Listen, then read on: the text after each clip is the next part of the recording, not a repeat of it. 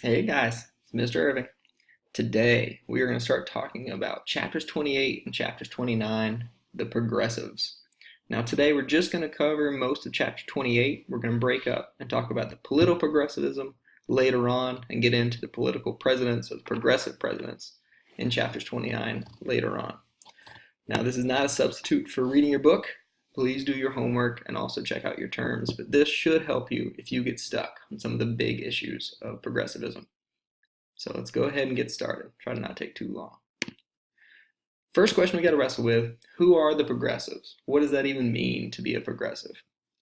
Well, the progressive movement is a series of movements aimed at reforming society to benefit or to maximize, let's say, the positives of industrialization and to minimize the ills of industrialization. So if you remember, during industrialization and the economic revolution, we had a lot of good things come out of it, but also a lot of bad things. And if you don't remember Industrial Revolution as much, just go back and check your notes, and you can check out some of those things. So this period, from about 1900 through 1917, we call it the progressive period. That's when they're going to have a huge impact on society, and it's one of the biggest and most impactful reform movements in all of U.S. history. So they're going to get a lot done. Your average progressive is your white Anglo-Saxon Protestant American, so the WASPs, even though the term is not my favorite. Now there were black progressives like W.E.B. Du Bois, there were Jewish progressives, there were even some Catholic progressives, but your average one is the WASPs.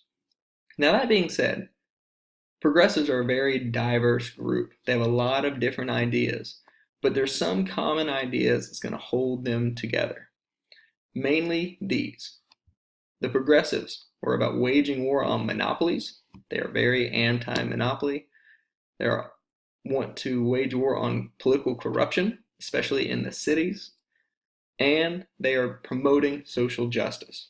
They want to make life better for the little guy. So, how the progressives want to change society is they want to use the power of the state.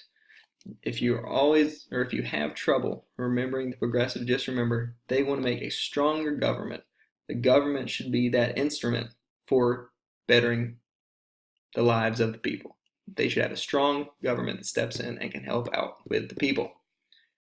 So one thing that also really is going to hold the progressives together is the sense of moral indignation. They really don't like child labor, prostitution, alcoholism. So that sense is going to hold this diverse body together and inspire them to try to use the government to change society. So next question we got to wrestle with is, where did the progressives come from? If I can get my slideshow to work. There we go. So progressive roots. Well, progressivism grew out of the industrialization and the Gilded Age. Remember, we have a growing population that's mainly fueled by immigration. So immigrants are coming over for jobs that are created in our new industrial society. In the first 14 years of the 20th century, we have about 14 million immigrants arrive in the United States. So huge numbers of immigrants coming in quickly. And the industrialists get more and more power. So our captains of industry we've discussed in the past, they keep getting richer and richer and having more influence on society, while the workers, because there's so many, they're becoming more and more replaceable, have less and less power and are easier and easier to replace. So the progressives come to think that because this balance of power is shifting so far in the hands of the industrialists,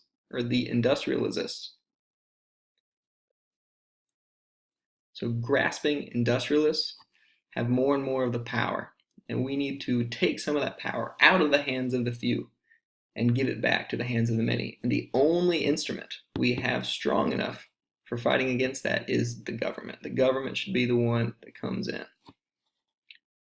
Now, the dominant ideology in the US for a long time has been laissez-faire. We've discussed laissez-faire in the FAST.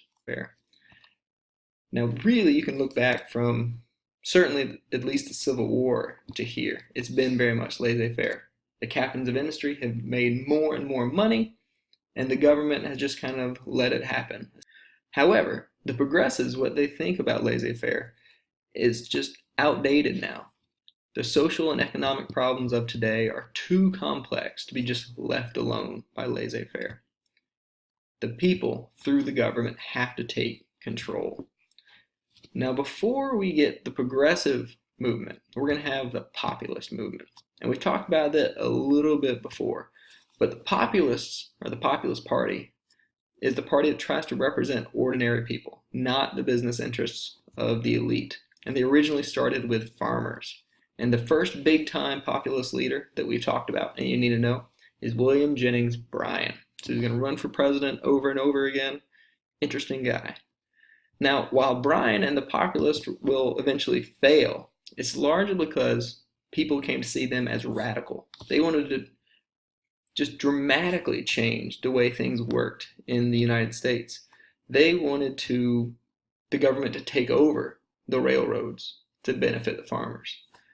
The progressives are not going to be radical. In fact, one reason they're successful is they are seen not as being radical. They want to reform from within instead of completely bring down and change everything. So like the railroad example, if the populists want government to take over the railroads, the progressives just want the government to regulate the railroads, make sure businesses play fair so they're not cheating the little guy and the laborer. So through that approach, they'll end up being much more successful. Another part of the early progressive movement is going to be an author, Thorstein Veblen, who's going to write a very influential book called Theory of the Leisure Class in 1899. Now this book is an attack on the rich. The rich are the leisure class. The people don't have to work for their money. They have time to enjoy leisure and travel around. So this attacks them, says they're predatory wealth, and they're even calls the whole leisure class parasitic. He urges the social leadership to pass laws to reform that, to take power away from the leisure class. And as we've talked about, books can be so influential right now and books travel around quickly and can help shape the dominant ideology if the book is wide read enough.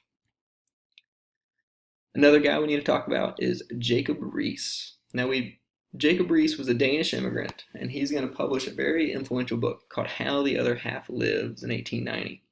And what it does is it focuses on the slums in New York City. All of these immigrants coming in and working in the factories were getting paid so little, and crime and the health conditions that they were living in was just appalling.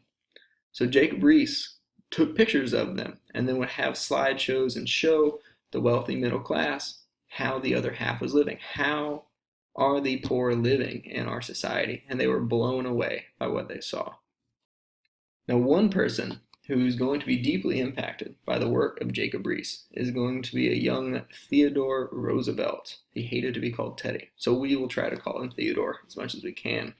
Theodore Roosevelt was a police commissioner in New York City, and later on will be the governor of New York before he becomes the vice president and the president later on. And we'll talk more about him as we go. Let's look at some of the most influential progressivists. Jacob Riis is going to be one, but there's a whole other group like him, and they're going to be called the muckrakers. So let's talk about the muckrakers next. So who the muckrakers were progressives that have a huge impact on the media. Now, the big time media right now, besides novels, is books and magazines. Books and magazines are very widely read, especially this one magazine called Harper's, super influential in changing the way people thought about things. So the muckrakers were bright young reporters who kind of pioneered investigative journalism. They would dig deep, try to find the problems with society, and then by publishing them in the paper, they can make the middle-class people consuming their content start to feel enraged and upset about the conditions people were living in.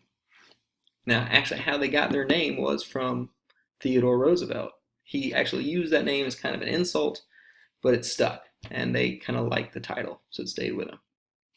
Some of the most effective muckraking was aimed at social evils, so aimed at the things that were bringing people down in society. So things that were affecting women, things that were affecting African Americans, the slums, industrial accidents, That's the kind of thing that people really enjoyed reading about. It's kind of like why the news today always focuses on bad news. That's what sells. And they are going to basically shape the ideas that the progressives want to address. They imprint those ideals on the middle class. Some influential muckrakers I want to talk about in general be Ida Tarbell. She was very against Standard Oil. So if you remember Standard Oil, our head guy, Rockefeller, Rockefeller actually put her father out of business, her father was in the oil business back in the day. So she was always against Rockefeller and constantly tried to attack him and dig into Standard Oil. And now she'll actually be very successful eventually and help bring down Standard Oil. Standard Oil will be one of these first big companies to be taken apart by the government. Lincoln Stevens, next up, he's going to focus on political corruption in the big cities. He'll do lots of expose, investigative journalism, talking about how corrupt these cities are, and will enrage people and want them to clean up the political aspects of things. And then Upton Sinclair, who we'll talk about in class a bit. Upton Sinclair focuses on the meatpacking industry and how just gross it is. The terrible conditions that people are living in, the terrible sanitation of these facilities. It's not uncommon for fingers to be cut off and end up in the meat. Just really gross stuff. So we'll talk more about him later. His most famous book obviously was The Jungle. Now, one thing to think about with the muckrakers is why go to magazines and newspapers? Well, the whole idea is these issues, corruption, monopoly, safety issues in factories, they're just too big of a deal to be left up to individual citizens. So the government must step in. And the only way to get the government to step in is going to be get the people so upset they'll demand change from the government. So the next thing we're going to look at is we're going to look at the political progressives a little bit. Oops. There we go. Okay, so again, how progressives want to affect change is through the political progress. They want to change things from within. But they're pretty diverse. It can be hard to rally behind one idea. However, one general idea, besides they want to attack monopolies and corruption and all that, is they are very much for democracy. More democracy will beat less democracy any day of the week.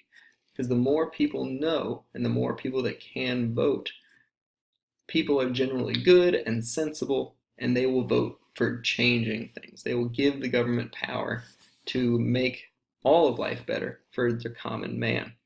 So we're going to go for a couple things. We're going to try to affect the political process to make things better. Some of those are ballot initiatives, which would be placing a political issue straight on a ballot so that people could vote for them yes or no instead of having their elected officials deal with those. Another would be referendum, which is trying to give the power back to the people. If you don't like what your elected official is doing, you can remove them. You can take them out of power. And another one would be the Australian ballot, or just a secret ballot.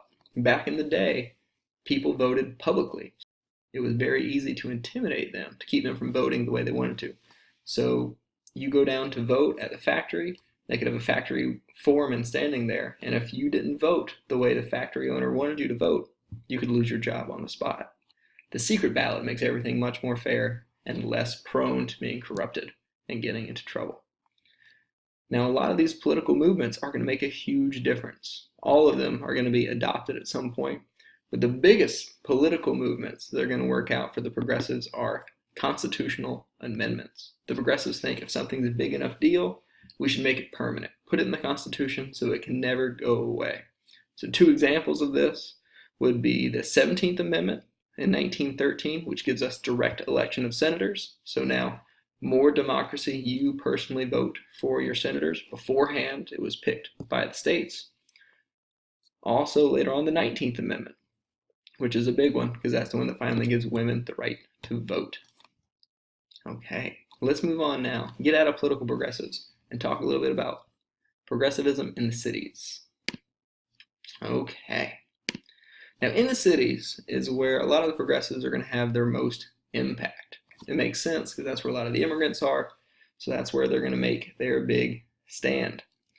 Now, originally, their inspiration for this is going to come from Europe, because Europe had already had their own progressive movement earlier in the 19th century, going into the 20th century.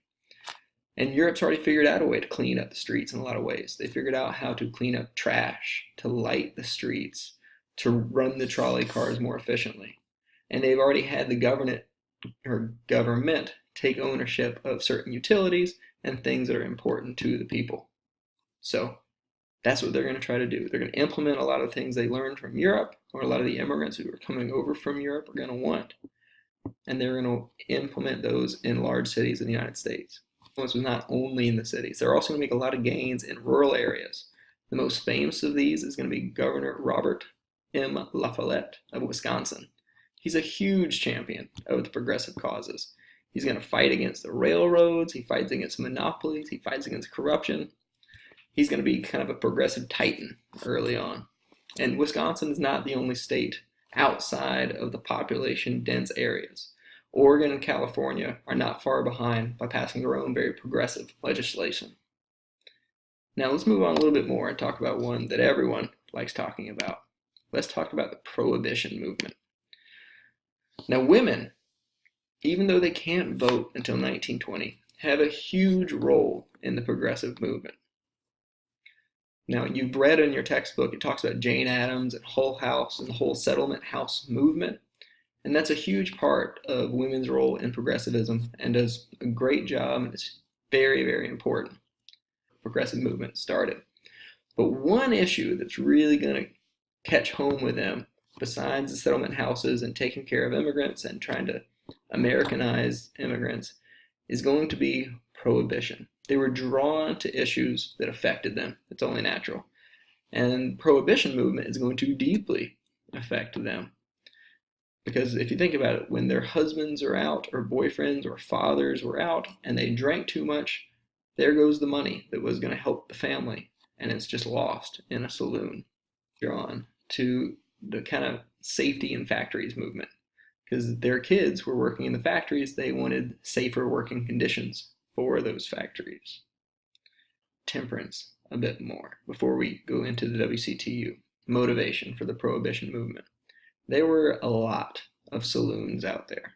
So if you take New York City, back in the turn of the century, 1900, saloons everywhere. If you think downtown Savannah has a lot of bars, it had nothing on what they had back then. So these saloons are going to be associated with pretty bad stuff. They're associated with crime and prostitution, which is kind of simplistic. There were some good things socially that came out of the saloons, so the Prohibition movement starts to focus on, we need to get rid of these saloons, an anti-liquor campaign. And one of the most powerful organizations behind this is going to be the Women's Christian Temperance Union. It's a very militant group of women who are going to protest and call senators, write letters, do everything they can to try to bring down the influence of alcohol in their cities. The WCTU is going to mobilize about 1 million women, become the largest organization of women in the United States. Now again, we've talked a little bit about why they're so far against liquor. The Christian Temperance Union is going to be pretty successful. Through their influence, they're going to get lots of places to pass what we call dry laws. Dry laws are going to be some kind of law that prohibits alcohol, either fully or in some capacity. And they're going to be really, really successful. Now, large cities usually tended to stay wet. So wet would mean alcohol was still legal, alcohol was still easy to obtain, but more and more over the 20th century, more and more areas are becoming dry. By 1914, about half the people in the country live in dry territory. And the greatest success of the Women's Christian Temperance Union has got to be the passing of the 18th Amendment, which will be passed in 1919. 18th Amendment, as you know, is the one who takes away alcohol. Now, alcohol production has been outlawed. And we're going to talk a lot more about this later on. Now, as you know, or as you probably can guess, if you've seen Boardwalk Empire or anything else, there's going to be some unintended consequences to the banning of alcohol. A lot of crime, a lot of trouble. But we'll come back and we'll talk more about that later on. So, for now, we're going to call that a day. I hope this helps a little bit understand the notes, and we're going to talk about Theodore Roosevelt, the square deal, and the progressive presidents next time. Bye.